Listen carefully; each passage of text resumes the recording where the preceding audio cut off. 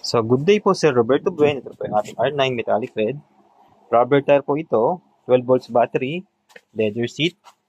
Then, dalawang gear. Yung gulong niya sa likod, dalawa yung gear na andyan. Kabila niya may gear. Power on switch. Dito po. Pag nag-power on, may ilaw to. May ilaw. May ilaw. May ilaw. So, yung gilid dito may ilaw. Tsaka yun. Yung kabilang side meron din. Ito to. Tsaka yun. So, likod may ilaw din. Itong gilid yan. Tsaka yung kabilang gilid.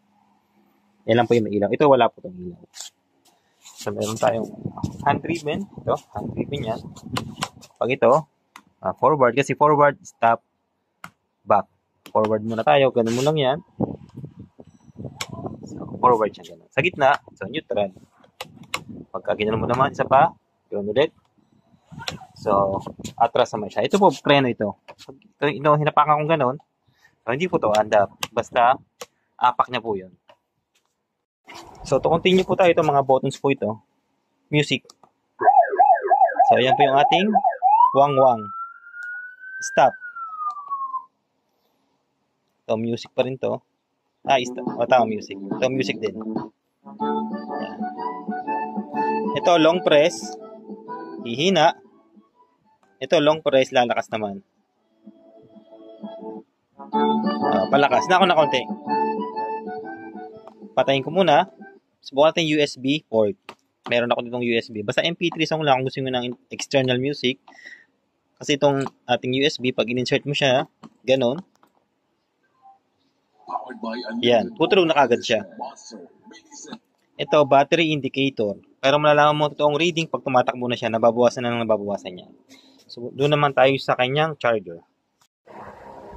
So, ito po charger niya. Yan, bilog po yan, bilog. 12 volts po ito, 12 volts. Pag sinaksak mo, ang aming saksakan pwede sa bilog eh. Pag wala, pwede po kayong bumili ng adapter. Yan.